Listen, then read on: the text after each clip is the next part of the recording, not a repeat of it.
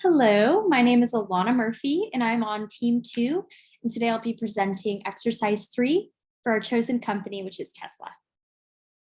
So starting off with exercise 3.1, we were asked to select the data quality assessment factors from accuracy, completeness, timeliness, validity, integrity, to find out which two quality factors our data sets were lacking and how to improve upon those. So from the data that we found thus far, we identified timeliness and accuracy. So with timeliness, with EVs gaining traction and recently and new legislation being passed encouraging the purchase of EVs, data regarding the large and recent volumes of purchases are not readily available. So this increased demand will also affect the production and disposal of the batteries that will be critical for our research on the sustainability of Tesla's production processes. So in the past 2 years, EV demand has surged. And because of this very quick spike and increased demand, it's really hard to get our hands on those most accurate up-to-date numbers since it is happening so rapidly, so exponentially. And with this increased demand is going to come increased new questions such as how does the disposal of all of these new batteries come into play? How are the production processes being halted and whatnot? So getting our hands on all of that information in a timely manner has been increasingly difficult. And then accuracy. So while EVs are largely popular in the United States, there are large amounts of populations that cannot afford nor have access to the vehicle and hence don't have a large attachment to the subject of our data. So this could lead to our findings not being an accurate representation of the world around us. So there's a lot of developing countries that don't have high access to electricity, period. So EV's impact on the environment is not something they're readily looking forward to. So our research may not accurately reflect the world and sustainable goals in different regions compared to that of the United States or more developed countries that are looking towards this as a sustainable option. So for the measurement of these two data quality factors, we have timeliness, and it's calculated as timeliness equals the production date of the data minus the data availability date.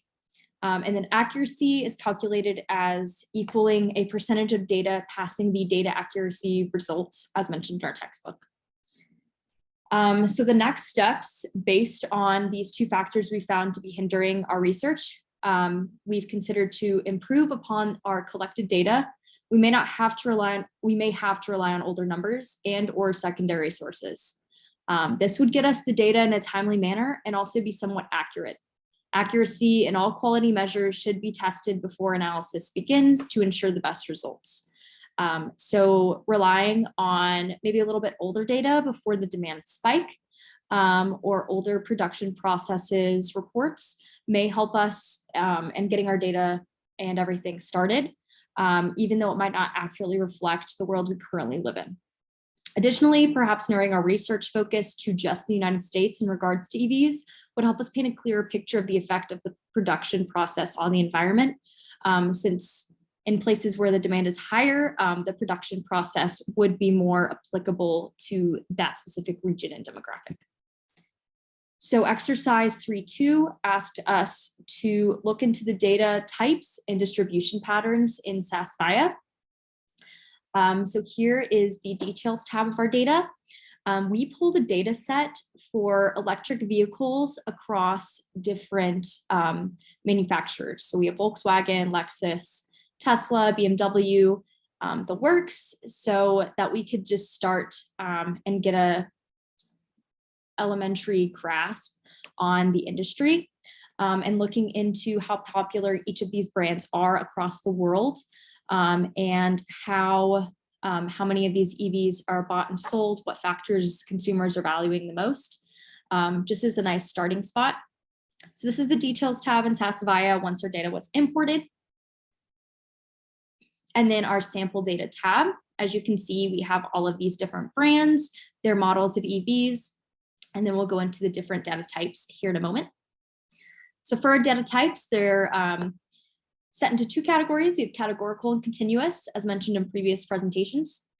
So our categorical will be our headings, brand and model information, identifying vehicle 2 data, and then things such as rapid charge, powertrain, the plug type for the electric charging stations, body style, and segment.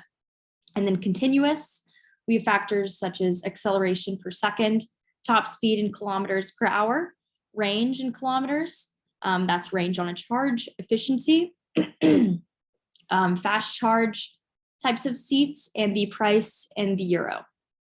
And then missing data. From this data set, we'd like to find more data sources that would provide us with information on the environmental impact for each of these cars and the battery consumption of each of these cars. How are the batteries developed? What impact do they have on the environment in their either recycling processes or production processes? And then based on the data set, we did not see a pattern due to it being just an identifier for various types of vehicles.